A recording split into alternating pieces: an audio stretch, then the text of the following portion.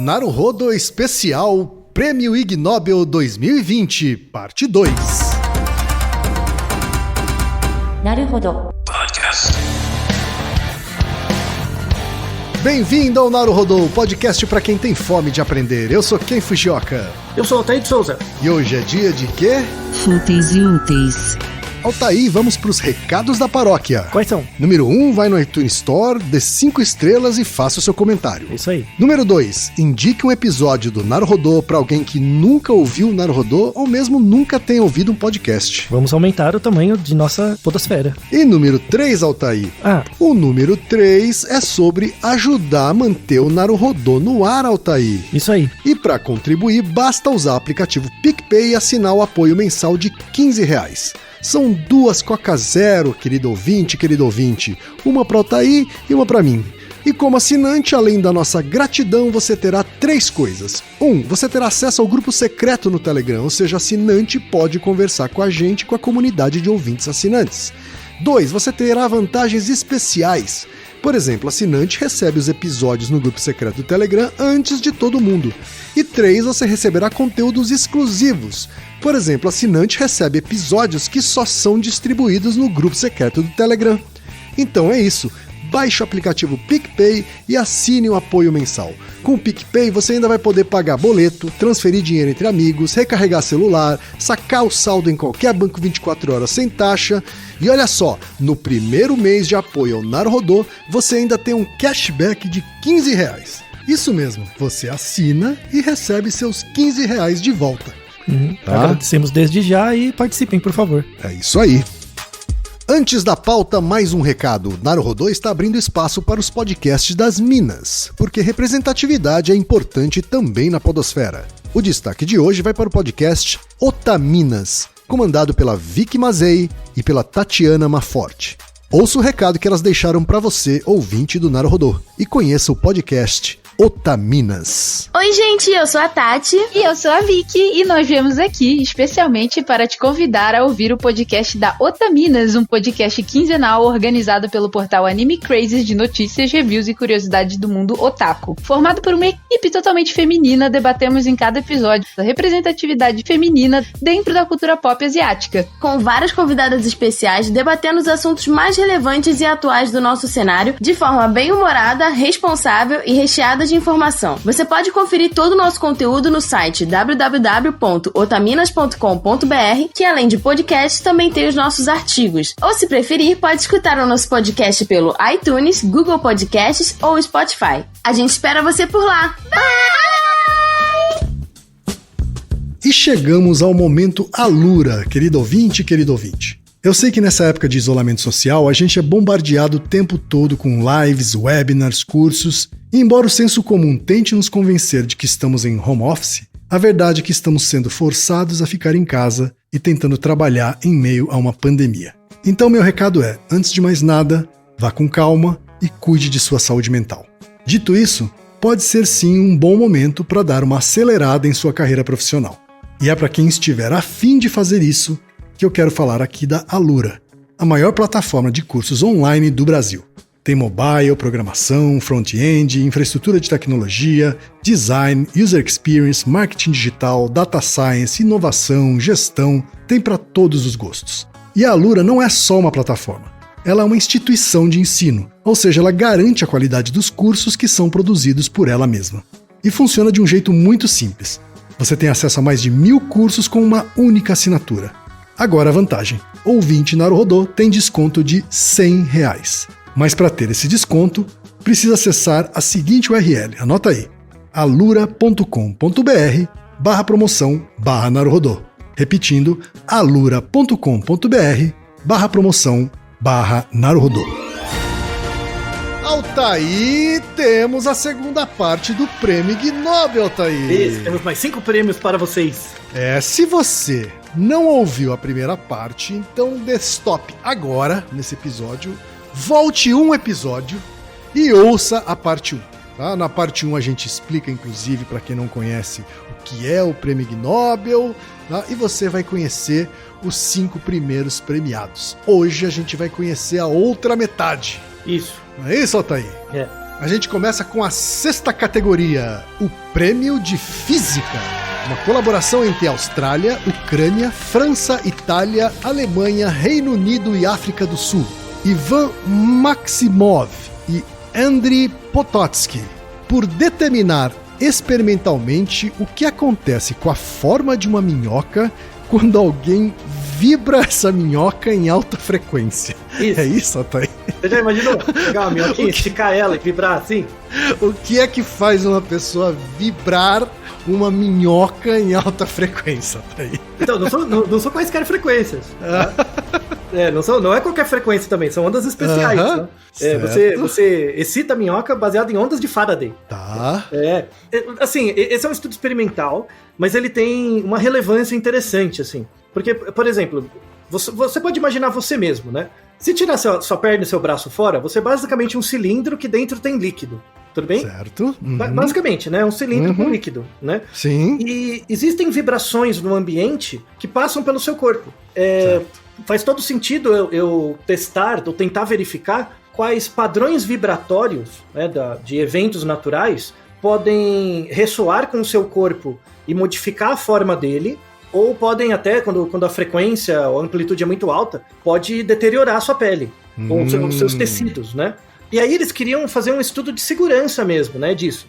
E aí eles estudaram coisas que chamam ondas de Faraday. As ondas de Faraday elas foram descobertas pelo Faraday, né, 1831, que o Faraday descreveu que existem certos padrões de onda específicos em líquidos. Então, quando você coloca um líquido e coloca uma fonte de ondas, né, de som, dentro desse líquido, dependendo da frequência de onda, esse líquido vai vibrar, mas quando a frequência é específica, tem um certo valor, ela vai vibrar num padrão específico. Tá? Vamos deixar na descrição um vídeo em que alguns artistas fazem isso com areia. Eles pegam uma superfície lisa, colocam uma caixa de som embaixo e jogam areia em cima. E aí, dependendo da manipulação da onda, da vibração na mesa, tal, a areia forma certas formas geométricas. Não sei se você já viu isso. Eu já vi isso naqueles museus, né, de experiências. Isso, museu de ciências, essas coisas. É bem interessante, porque você coloca um padrão de onda qualquer, a areia, por exemplo, ou a água, fica vibrando meio aleatoriamente, assim, meio bagunçada. Quando você chega numa certa frequência específica, ela se organiza. Ela forma um X, ela forma um círculo, ela forma padrões, né?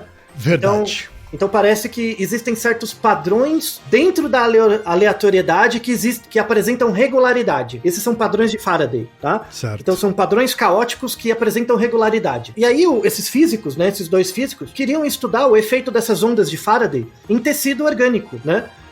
Para verificar se causava algum mal ou não e tal, né? Ver as características. E aí eles não iam fazer isso com gente, né? Aí pegaram, fazer com um bichinho que tá mais perto. Aí pegaram uma minhoca, né?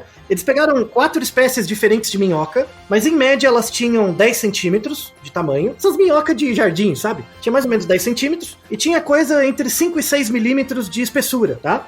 No artigo tem até a fotinho da minhoca. Aí eles pegam a minhoca, colocam ela em cima de uma superfície lisa, né? Um vidro ali. E embaixo desse vidro eles colocam uma fonte sonora que faz um infrassom, mas mantém uma vibração. Então imagina a minhoca como se fosse um elástico. Como se fosse uma corda de violão, você bate um dedo, ela não vibra? Sim. Eles queriam ver se a minhoca vibrava, sabe? Se ela ficava mexendo para cima e para baixo. Certo. Né? Numa certa vibração.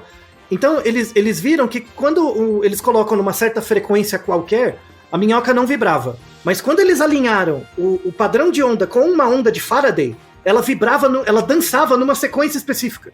Olha só. Sabe? Ela vibrava numa sequência específica. E ela deformava, isso deformava um pouco o cilindro dela, né? Ela é cilíndrica. Deformava um pouco o cilindro, dependendo do padrão da onda. Então, do mesmo jeito que você pega uma areia, passa uma onda de Faraday por baixo, ela forma, por exemplo, um X, na minhoca, também gerava um padrão parecido. Muito interessante. Olha só. Você já viu minhoca andando? Assim, a minhoca não fica meio que se jogando pra frente, assim, não parece que ela fica... Sim, sabe? exatamente. Não parece que tem uma onda dentro dela que faz ela andar? Sim. Quando você coloca a minhoca assim e coloca a onda de Faraday, ela vai andar na frequência dessa onda. Então ela dança numa frequência de Faraday também. Olha né? só. E aí eles verificaram que, aí tem toda a matemática por trás, porque físico gosta de umas EDO, né? Gosta de umas equação diferencial ordinária. Aí eles botaram as equações nervosas lá, no final. Se você quiser, você pula. Mas as equações são interessantes, porque eles mostram que a deformação da minhoca é proporcional ao padrão de onda. Então, eles viram que... E aí, o que eu achei o achado mais legal, que eles mostraram ali, mas tava na conta, mas eles não falaram muito. Que os tipos de onda de Faraday, que são que geram maior vibração na minhoca, são muito parecidas com os padrões de onda neurais da minhoca. Olha só. Então parece que do mesmo jeito que você faz uma onda externa que faz com que ela se movimente, esse padrão de movimento, na verdade, amplifica os padrões neurais dela. É como se fosse a onda neural, fosse, na verdade, um divisor, né? Divisor de matemática mesmo. Então imagina que eu tenho uma onda que eu faço por um instrumento sonoro que vale 10. Dentro da minhoquinha tem uma ondinha dentro do cérebro dela que vale 1, que é um divisor dessa mesma onda de fora. Então, eles colocam que essas ondas de Faraday são presentes em vários organismos biológicos. Então tem uma importância evolutiva para esses padrões de onda, né?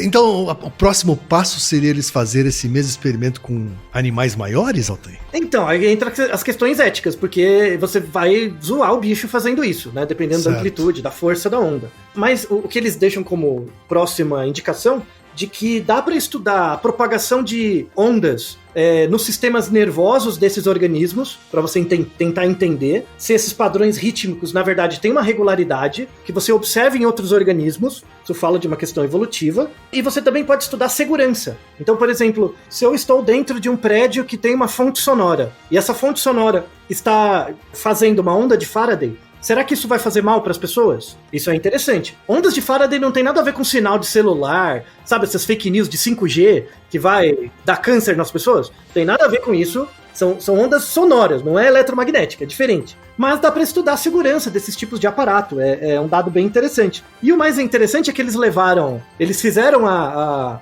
minhoquinha vibrar no Ig Nobel. Eles mostraram na apresentação do Ig Nobel, fizeram isso lá. Uhum. Mostraram a minhoquinha vibrando também. Muito legal, viu, esse experimento, apesar de técnico, mas muito interessante. E a Sociedade Protetora dos Animais não apareceu lá, é isso? Então, ainda, né, porque agora descobriram. Agora descobriram, não sei.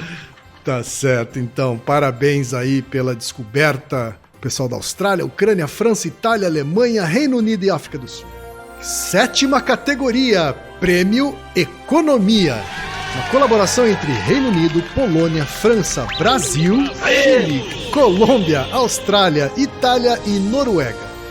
Christopher Watkins, Juan Davi Leon Gomes, Gianni Bovet, Agnieszka Zelanikiewicz, Max Korbmacher, Marco Antônio Correia Varela, o brasileiro, Ana Maria Fernandes, Daniele Wagstaff e Samuela Bolgan, por tentar quantificar a relação entre desigualdade de renda entre países e a quantidade média de beijo na boca. Isso, isso, Thaí. Isso, muito bem. Muito bem. Trabalho muito bacana também, viu? Colaboração do Brasil, né? O Marco Barcola também fez parte desse trabalho, uma colaboração Se tem beijo na boca, tinha que ter o Brasil participando. É claro, claro. Né? Esse artigo, ele é bem interessante. É igual o do episódio anterior lá do narcisismo, né? E a sobrancelha. Você não dá nada. Aí você começa a ler e fala, nossa, tem uns negócios. Esse artigo é bem da área do Marcola mesmo, é uma área de psicologia evolucionista aplicada e tal, né? As evidências que esse artigo mostra são evidências populacionais, não são nos indivíduos, tá? Isso é importante. Tá bom, sim. São evidências mais ecológicas, sabe? Que diz respeito à associação entre características biológicas, a ecologia e a evolução. Porque se você trouxer para o indivíduo, vai virar BuzzFeed, sabe? Fica zoado, tá? Você perde. Vira uma brincadeira só, né?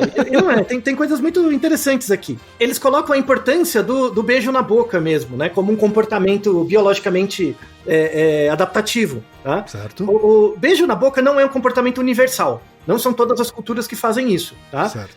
Atualmente parece que sim, mas no passado não era, tá? Aham. Mas é um comportamento muito presente e muito associado ao relacionamento, né? Sem dúvida. As situações de relacionamento. E aí, uma importância evolutiva que eles colocam do beijo na boca tem duas causas principais, né? Uma é manter a união com o parceiro, né? Uma forma de ressignificação do contato cotidiano com o parceiro. E tem uma outra causa, assim, que eles discutem, que é a saúde do parceiro, relacionado com a saúde. Porque, querendo ou não, você troca patógenos com o parceiro. Sim. E aí tem duas teorias que andam por trás desse comportamento, né? Pensando do ponto de vista antropológico. Uma delas é chamada hipótese de união do par, tá? A hipótese de união do par diz o seguinte, que os países mais pobres, né, na verdade não é pobre, é com desigualdade de renda. Os países com maior desigualdade de renda, é provável que as pessoas beijem mais, os pares, né?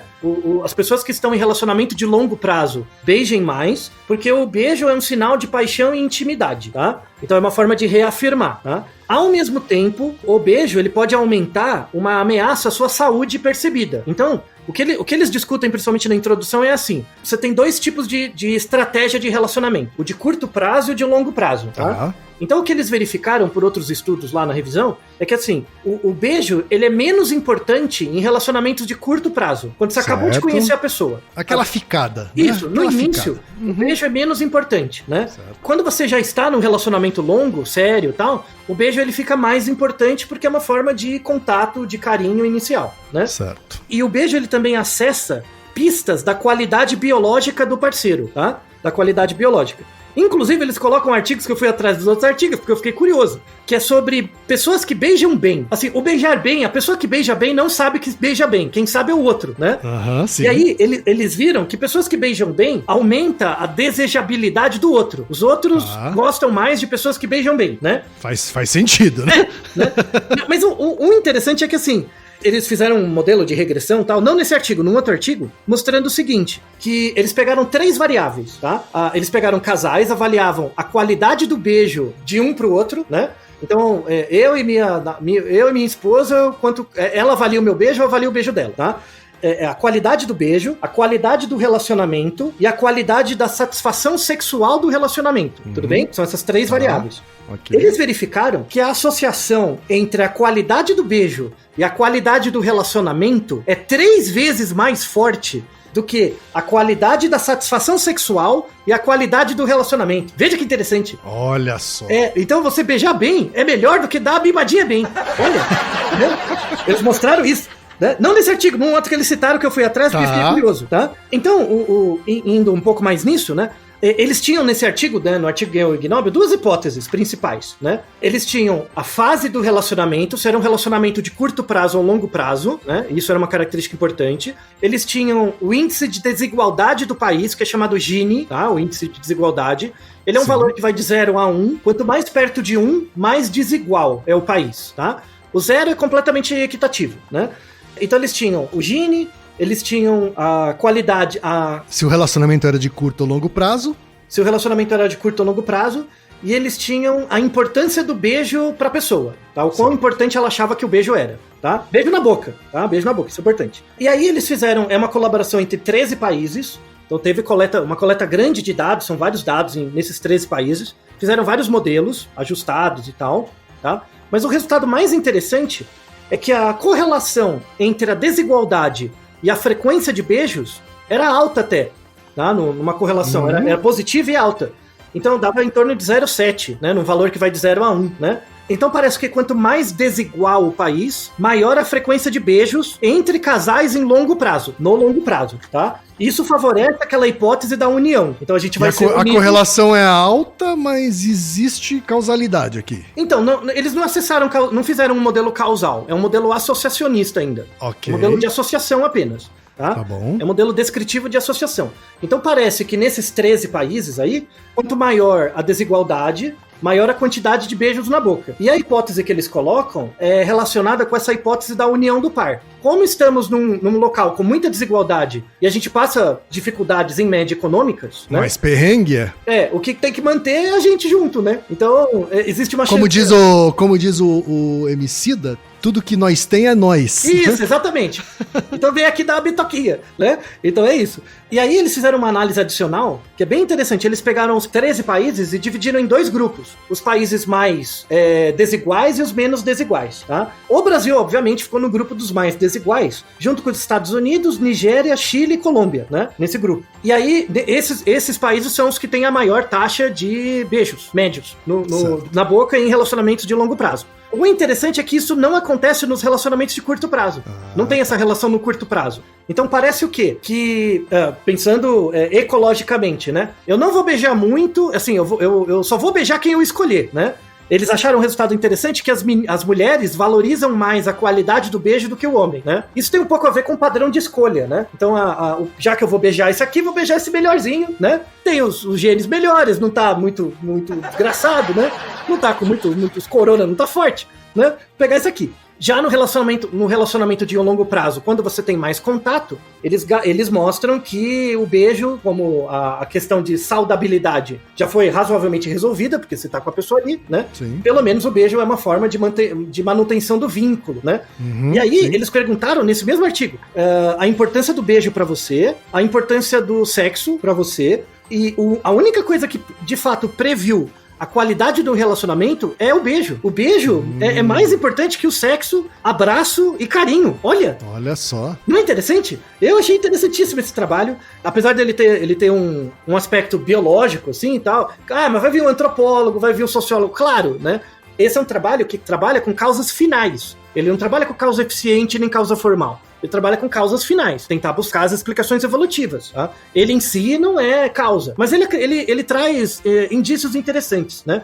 Não contente, como estudei junto com o Marco, né, que é um dos autores desse artigo, pedi para ele mandar um áudio também, comentando sobre essa colaboração interessante de vários países, que não vem de hoje, já tem alguns anos. Né? Então vou pedir que o Marco faça um pronunciamento, já dou os meus parabéns a ele por esse prêmio. Então vamos ouvir o Marco Antônio Correia Varela, que é biólogo pela Unesp com mestrado e doutorado em Psicologia Experimental pela USP. Atualmente faz o doutorado no Instituto de Psicologia da USP em Genética Comportamental e Psicoetologia. Fala, Marco Antônio. Oi, Altair, é um prazer participar do seu podcast. Fiquei muito feliz de receber esse prêmio. A gente está sempre nas conferências fazendo novos contatos com pesquisadores internacionais e fazendo novas parcerias de pesquisa, e essa foi mais uma delas. Conheci o Christopher Watkins no mesmo congresso que eu conheci a Ana Maria, lá em 2008, no ISH em Bolonha, o mesmo congresso que eu conheci minha esposa, atual esposa, né? Então, participações internacionais em congressos rendem muitas parcerias, que rendem muitas pesquisas. E essa teve esse prêmio que a gente ficou super honrado de receber. A gente ficou sabendo já em março, mas não podia falar para ninguém. Mas até então a gente achava que ia ser em psicologia que a gente tinha ganhado. E de repente veio o prêmio em economia, que fez bem mais sentido com o nosso resultado, né? Então foi super interessante. A gente ficou super honrado. E ter essa possibilidade da gente falar mais da pesquisa, de dar o exemplo para os novos pesquisadores, vão sim para a conferência internacional, vencer o medo de falar inglês. Quantas vezes a gente não treinou entre a gente, lá em 2008, na primeira conferência, fazer as nossas apresentações, nosso pôster, né? Então, vale a pena, tem resultados e é isso aí. Eu acho que a gente não pode perder esperança na universidade pública de qualidade, porque estamos aí, né? Desde a graduação aí, sendo bolsista, e ainda agora no segundo pós-doc, bolsista, e felizmente agora já começando a ser reconhecido nossos esforços de pesquisa aí. Então é isso, obrigado pela chance de participar aí, e muito sucesso para vocês também. Abração. 8ª categoria, Prêmio Ciência de Materiais, colaboração dos Estados Unidos com o Reino Unido. Matthew Aaron, Michelle Beber, James Norris, Alyssa Peroni, Ashley Rutkowski, Michael Wilson e Marianne Haganti, por demonstrar que facas fabricadas a partir de fezes humanas congeladas não funcionam muito bem. Muito bom. Muito bom. Eu acho que aqui temos um vencedor de título mais bizarro, hein, Altair? Ah, não, você não viu como chegaram aí. Né? O pior não é isso, é como chegou aí, na ideia. Pois é. Então, esse trabalho... O que é que fez eles fabricarem uma faca com fezes humanas congeladas? Então, eu já vou avisar que se você for muito nojento, tem gatilhos, tá? Para aqui, pula lá pro final. Mas é um trabalho sensacional. Eu achei interessantíssimo, eu adoro esse tipo de pesquisa, porque junta, de fato, biologia, antropologia, e junta várias coisas, várias áreas, né? É sensacional. E aqui para eles, né, nos países ali representados, isso faz parte do ideário comum deles. Essa história pra gente, a gente não conhece, brasileiro não conhece, é uma história bem bizarra, tá? Mas eu vou deixar a referência, eu fui atrás do livro, vou deixar a referência também dessa história. Da onde viu essa ideia de fezes, de fazer faca com cocô, velho?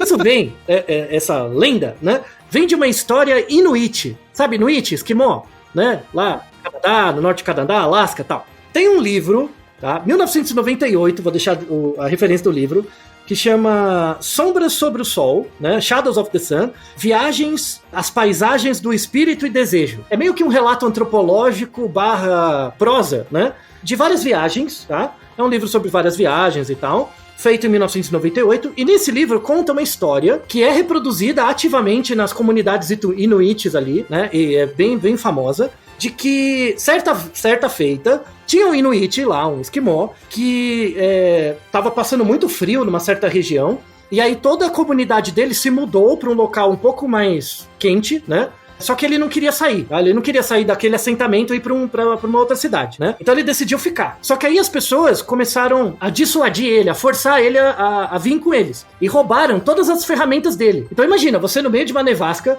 sem ferramentas, sem nada, né? Então, isso era uma forma, uma hora ele vai desistir e vai vir com a gente. E daí o que ele fez? Ele tava dentro de um iglu de gelo, né?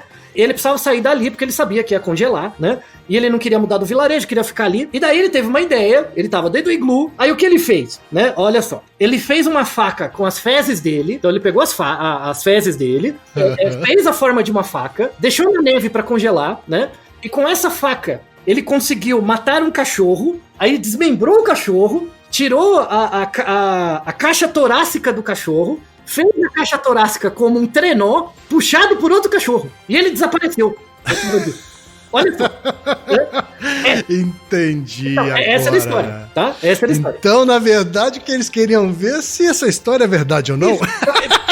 Exato. Só que essa história foi reproduzida muito, assim, era uma história muito comum. É uma lenda, praticamente. Isso, é uma lenda comum, né? Não contente, tem um desbravador, um mais recente, né? Que essa história parece ser imemorial, né? Mas foram buscar a fonte dessa história e acharam que a primeira pessoa que contou essa história num texto foi um inuit chamado Olayuk Narkitovic. E ele disse, o Olayuk, que quem fez o cocô lá da espada do Excalibur foi o avô dele. Eu tô dizendo que quem disse foi o meu avô, que fez o cocô lá, a espada do Excalibur. Tá. Né? Foi. E quem descobriu esse Olayuk aí foi um outro desbravador dinamarquês que escreveu um texto em 1953, né? Descreveu essa história. E isso era verdade. Certa vez ele estava preso numa nevasca. Esse explorador chama Peter Froscher, né? Dinamarquês e tal. Tava lá preso numa nevasca, Dinamarca, né? Já sabe. Tava preso. E ele contou nas memórias dele, ele contou que ele se inspirou na história do Olayuk, que falou do avô. E aí ele estava enterrado na neve. E ele precisava sair, e ele fez uma faca com as fezes dele também. E conseguiu sair. Por isso que ele estava vivo. Tá bom. Tá? Então já viu a história, né? Aí, imagina, todas essas evidências, você lê no artigo, né? Todas essas evidências antropológicas. Poxa, será que dá certo? Eu também faria, né? Também faria, claro. Então eu ver se dá certo. Mas não tá fazendo nada, né? A galera não tava fazendo nada. Não é porque os caras não tem um monte de. Não tinha as correntes de zap falando, vamos fazer faca com cocô e tomar o estado, né? Vamos testar, vamos fazer a fake news aí, ver se funciona, né? O mais legal desse artigo é a descrição do método. A descrição do método é sensacional, porque são 7 autores, tá? Um deles fez assim, tá bom, eu vou fazer um trabalho difícil, tá?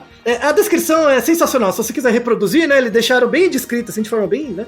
Um dos autores começou por 8 dias, fez uma dieta com alta quantidade de proteína e ácido graxo, simulando a dieta dos Inuits na época, né? Aí depois dos 8 dias de dieta, durante 5 dias, ele coletava lá o dejeto e colocava dentro de um molde, que era um molde de faca, né? Certo. E aí ele colocava esse molde a menos 20 graus, dentro de um recipiente, menos 20 graus, tal. Aí ele fez algumas, né? Aí chegou o dia de testar, eles tinham que cortar alguma carne, né? Alguma coisa. Aí eles pegaram um pedaço de carne de porco, um tecido, né? De carne de porco, também congelado a menos 20, porque aí se o bife tivesse já feito, aí era fácil, né? Sim. Emular a situação. Aí pra garantir ainda, eles eles tiraram lá o invólucro da faca, que estava a menos 20, colocaram por alguns minutos no nitrogênio a menos 50, tá? Pra garantir que congela mesmo, né? Congela mesmo. E aí eles pegaram a faca e tentaram cortar, né? Aí eles pegaram lá a faca, pegou a carne, a faca, a carne e tal. O relato que eles... Eu vou até ler no artigo, que o relato do artigo é quase poético. Eles, inclusive, amolaram a faca de cocô. Amolaram, fizeram, né? Um bagulho bonito, né? Aí, quando eles foram cortar, o que aconteceu? Ao invés, né, do fio da faca cortar o tecido, ele nada mais deixou do que um rastro de fezes. Olha que relato bonito. Um relato bonito, né? Ou seja, não adiantou nada. Aí eles teve um outro caso lá que eles pegaram a faca, tentaram cortar, e na hora de cortar, mesmo estando a menos 20, a faca esquentou. E aí perdeu todas as propriedades de rigidez dela. Deu tudo errado, tá? É isso que eu ia dizer. Deu tudo errado. E aí eles mostraram, categoricamente, que a história era hoax, né? Era fake, tá? Sim. E o Peter Frosch lá tava vivo, foi por outra coisa. Não foi pelo cocô, não. É um artigo interessante, né? Muito ilustrativo, assim, pra mostrar.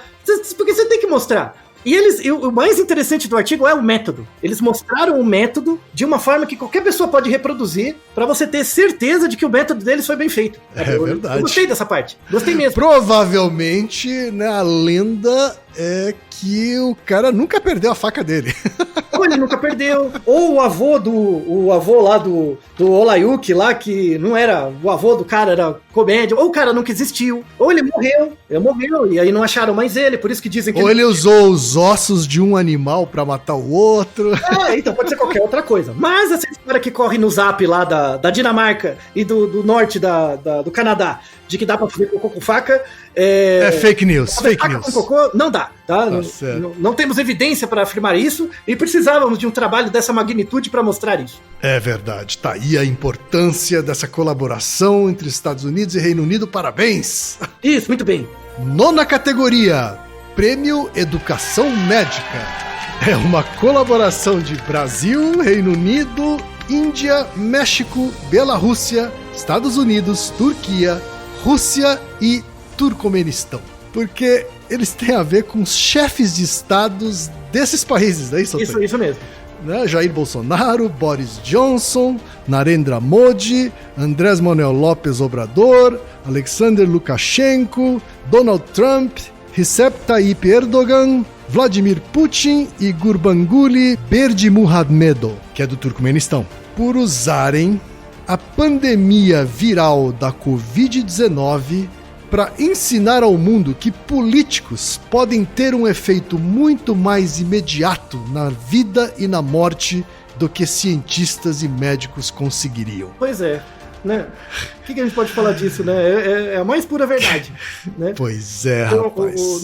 Nunca, mesmo se você pegar os relatos da gripe de 1919 lá, que a gente chama de gripe espanhola, nunca uma doença, a peste negra, enfim, nunca foi tão politizada quanto agora. Esses países e esses líderes, todos eles auxiliaram na massificação de uma ideia de que existe uma cisão entre economia e biologia ou medicina, e de que práticas médicas referendadas por evidências estão sob julgamento ideológico. Isso nunca aconteceu na história recente da humanidade, assim, sabe? Impressionante, né? O fato de, por exemplo, você usar máscara ou não já condiciona a sua posição política. Isso não tem nada a ver. É a mesma coisa que você separar as pessoas que tomam aspirina das que não tomam, sabe? Não faz nenhum sentido. No entanto, o vírus não tem ideologia, né? Então ele vai matar você independente do que você acredita, ou vai deixar você com sequelas, que eu acho pior, né? Independente do que você acredita. Então, da mesma forma, falando representando a área médica, essa experiência atual com a pandemia mostra que não é porque você tem uma graduação em medicina que você é cientista. Tá? O que tem de correntes de pseudociência propagando, por exemplo, homeopatia, uso a própria hidroxicloroquina, ou vários tipos, vitamina D um pouco, eles têm o povo aceita de vários tipos de suplemento, mandinga, como formas de prevenir o Covid, tem proliferado, muitos dentro da área médica, muitos dentro das próprias universidades. Então isso é um recado que mostra para as pessoas o quanto a ciência é importante e o quanto as pessoas não sabem o que é ciência. Definitivamente não sabem. A ciência hoje não é usada para tomada de decisão em nenhum nível. Tá? Ela é só usada para remediar coisas, né? Então as pessoas só ouvem os cientistas para saber quando elas podem voltar a fazer as coisas que elas querem fazer, sendo que o que elas querem fazer é exatamente o que causou a situação atual, sabe? Então, enquanto a ciência não virar educação, enquanto existir apenas a educação voltada para o trabalho e uma ciência como algo que tem que resolver problemas de forma utilitária e não capacitar o indivíduo para perceber o quão errado ele está em relação à vida, né? A gente vai continuar à mercê de líderes populistas que propõem estratégias de curto prazo, sem pensar no todo, só na parte, e em geral nas partes que os favorecem, né? Claro. A se manter no poder e enfim. E é uma vergonha, sabe? É realmente uma vergonha. O Brasil, tanto o Brasil, o México, a Inglaterra no começo, né? O Reino Unido no começo, o Boris Johnson era zoado. Até quando ele ficou doente, foi pra UTI, ele deu uma melhorada. Pois é, né? Exato. Mas já o presidente do Brasil não melhorou nem depois de ficar doente, né? Sim, então, a gente tá fazendo escola nesse tipo de desserviço à ciência e à epidemiologia, né? Tiramos os melhores profissionais ali do Ministério da Saúde, temos desaparelhado os centros de pesquisa tirando verba. Isso é um projeto, é algo sistemático que na história recente do Brasil nunca ocorreu. Sempre houve aquela valorização da ciência porque as pessoas não sabiam o que era, então não tá atrapalhando, parece legal ser cientista, fica aí fazendo o seu trabalho enquanto você não estiver incomodando, mas agora que começou a incomodar, as pessoas mudam, né? Então, esse pensamento de sem autocontrole que as pessoas têm no Brasil reflete, infelizmente, como a gente é. Concordo totalmente com esse prêmio. Não é a primeira vez que o Ig Nobel dá um prêmio político, entre aspas. O próprio Lukashenko, né, da Bielorrússia, ganhou um prêmio, acho que foi em 2014, porque o Lukashenko determinou uma lei no país, né, na Bielorrússia, em que era proibido aplaudir em público. Você não podia aplaudir em público, né? Não contente, ele prendeu uma pessoa porque aplaudiu em público. Aí ele ganhou o Ig Nobel, né, do ano, né? Então, a única coisa que eu posso fazer é lamentar. É verdade. Sabe? Lamentar e eu espero que o trabalho dos cientistas só vai ser valorizado muito na frente quando a gente tiver que colher os cacos do que sobrar das nossas instituições. Assim, o rule of law do Brasil está ameaçado e eu concordo muito com a fala de uma socióloga no Roda Viva que fala que a gente não precisa ter golpe, né? O golpe já está lá. É triste. Muito triste. É realmente triste. E o que a gente tem que fazer é continuar trabalhando, né? Continuar lutando para mudar essa situação e trazer a clareza, não só dos nossos dirigentes, como das demais pessoas, sobre o quanto a ciência é importante, o quanto ela muda vidas, o quanto ela faz você aprender ao invés de acreditar, né? E o quanto ela é importante para garantir a nossa qualidade de vida, né? Que tem sido deteriorada por conta do nosso curto-prazismo, infelizmente. E além de continuar trabalhando, a gente precisa continuar trabalhando também para tirar esses protofascistas do poder. Fazer o quê, né? Então vai chegar uma situação que... Eu sempre falo isso, né? Que vai chegar uma hora que vai piorar tanto que não tem como melhorar. Então, né? Porque as consequências vão ser de longo prazo. Pois esse que é o problema. Eu fico com muito receio das próximas gerações, assim. É triste. Então é isso. Lamentamos por todos esses países que foram os vencedores dessa categoria vergonhosa. E que o Brasil, infelizmente, está encabeçando. E vamos para a 10ª e última categoria, o Prêmio da Paz, que é uma colaboração de Índia e Paquistão. Os governos da Índia e do Paquistão são os vencedores por terem seus diplomatas secretamente tocando a campainha no meio da noite de outras pessoas e correndo antes que a porta fosse atendida. Isso. Parece surreal, né? Tipo, a gente série, que bom que a gente tem essa categoria pra terminar, né? Então, não, a gente botou na quinta série. A gente é regido pela turma do fundão, é muito louco. Então são diplomatas indianos e paquistaneses que iam lá, tocavam a campainha das casas no meio da noite e, ó, corria. Dava no pé, é isso? É você com 12 anos, né? 11 anos. Ou menos. Ou menos, né? Acho que a altura necessária para você alcançar a campainha, você já fazia isso. Né? Exato. Assim, a briga da Índia com o Paquistão já tem, o salseiro ali já é grande, faz tempo, tá? E por conta do governo do Modi, né? Tem se deteriorado um pouco mais, né, nos últimos anos. Desde 1947, né, tem a disputa da Caxemira lá entre a Índia e o Paquistão, o povo já briga, e já existem, inclusive na divisa ali, na região da Caxemira, tem movimentações ostensivas dos exércitos, né, tanto da Índia quanto do Paquistão, eles ficam meio fazendo estratégias de dissuasão o tempo todo, sabe? É uma questão que às vezes vai ficando mais ameaçadora, às vezes menos, né? Mas fazer o quê, né? E aí, só que ultimamente, de 2018 pra cá, né? As disputas começaram a ficar piores, né? E aí, olha o que começou a acontecer. Os ministros de relação exterior, tanto da Índia quanto do Paquistão, começaram a denunciar de que os diplomatas de cada país estavam sendo assediados um pro outro. Então, os diplomatas paquistaneses estavam assediando os indianos e vice-versa. Aí, como que eles faziam isso, né? Tinha o diplomata indiano no Paquistão e tem o diplomata paquistanês na Índia. Beleza. Sim. Aí eles faziam os esquemas... É muito quinta série. Eles faziam os esquemas de tocar a campainha 3 da manhã, assim, dos caras. Pra não deixar eles dormirem. Eles começavam a perseguir os diplomatas na rua e filmar eles, sabe? Pra ameaçar mesmo, né? Filmar os encontros e tal deles. Ou, por exemplo... chamar a pessoa para entrevistar na rua à força, os diplomatas e tal, tudo isso para gerar instabilidade, sabe? Para gerar uma instabilidade local ali, né? Então, os diplomatas estão se ferrando, tipo, jogaram ovo, sabe? Muita coisa de quinta série, né? E aí o artigo da BBC que mostra isso, né, de ficar tocando a campainha um do outro, né, virou meio folclórico, né? Porque tanto o presidente da Índia quanto do Paquistão falou, não é pra você ficar tocando a campainha do outro lá 3 da manhã, sabe? Tipo, é claro que vai ganhar o Ig Nobel com isso, né? Claro que você vai ganhar o Ig Nobel da Paz. Tem os moleques da quinta série apertando, o presidente precisa falar, ô desgraça, Satanás, sai daí, para de apertar a campainha, né? Quando, na verdade, eles podiam ter desligado a campainha, né? Por que deixou a campainha ligada? Mas enfim, mas isso também é uma forma de atrair a atenção para a situação da Índia e do Paquistão. Vale a pena lembrar que os dois países têm bomba atômica, tá? E eles têm muito menos autocontrole e vontade de jogar bomba um no outro, né? Então, as consequências para o mundo são muito grandes. Então, esse tipo de prêmio, assim, apesar de ser zoeiro, traz à tona uma situação bem interessante, bem importante de ser observada. Vou deixar na descrição também um grande amigo meu, Felipe Figueiredo. Vou deixar um episódio do Xadrez Verbal sobre a questão, que para quem tiver mais informações, é bem interessante a discussão geopolítica atual da região. Perfeito, então, Altair.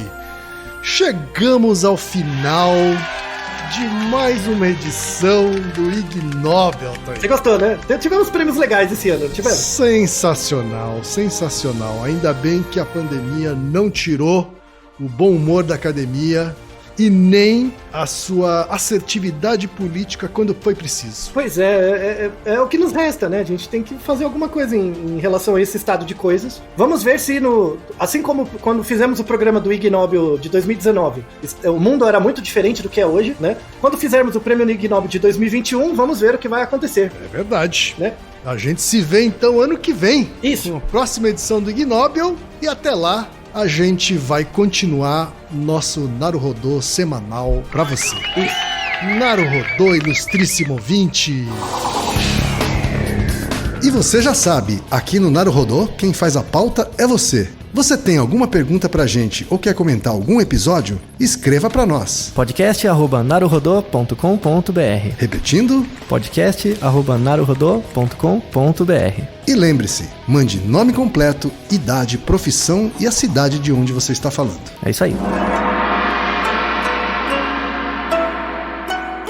Naruhodo. Esse podcast é apresentado por b9.com.br.